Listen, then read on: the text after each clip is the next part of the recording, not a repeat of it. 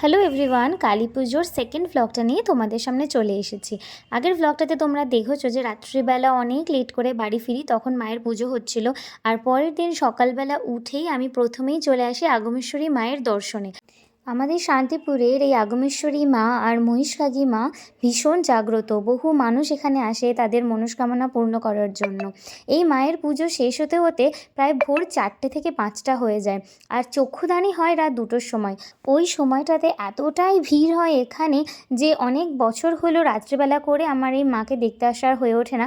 তাই আমি সকাল করেই আসি যখন মায়ের পুজো কমপ্লিট হয়ে যায়। এরপর চলে আসি মহিষকাগী মায়ের দর্শনে। এই মহিষকাগী মার আগমেশ্বরী মাকে দুই বোন বলা হয়। আর এটাও বলা হয় যে দুজনের বিসর্জনের সময় যদি কখনো এই দুই ঠাকুর সামনাসামনি চলে আসে তাহলে যে কোনো একটা ঠাকুর ভেঙে পড়বে। এই কথাগুলোর মধ্যে কতটা সত্যি কতটা মিথ্যে আছে আমরা জানি না, তবে ছোট থেকে এই গল্পগুলো শুনেই কিন্তু আমরা বড় হয়েছি। যাই হোক, এই দুটো ঠাকুর কমপ্লিট করে আমি চলে আসি মামার বাড়িতে।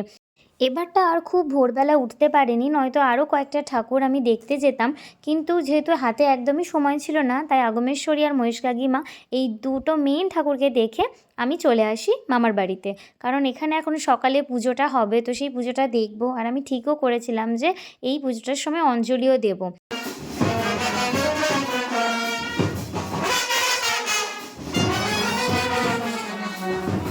সকালবেলা এসেই দেখলাম এই ব্যান্ডটাও চলে এসেছে। ওরা সকাল থেকে এখানে বাজাচ্ছিল, কারণ রাত্রেবেলা ওরা আমাদের সাথে বেরোবে।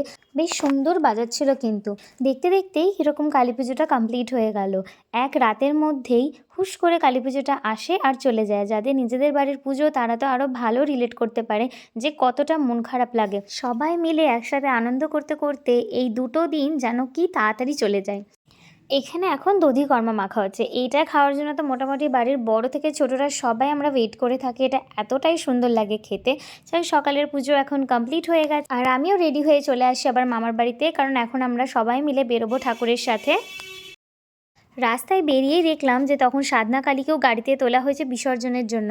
সকালবেলা এই ঠাকুরটা দেখতে আসতে পারিনি, ভীষণ মন খারাপ করছিল, কিন্তু এখন ঠাকুরটাকে দেখতে পেয়ে যাবো আমি এক্সপেক্টও করিনি। সাধনা কালীর বিসর্জন দেখতে এত ভালো লাগে। এটা হচ্ছে আমাদের এখানে প্রপার ডাকাত কালী, আর ঠাকুরটা দেখতেও ততটাই সুন্দর।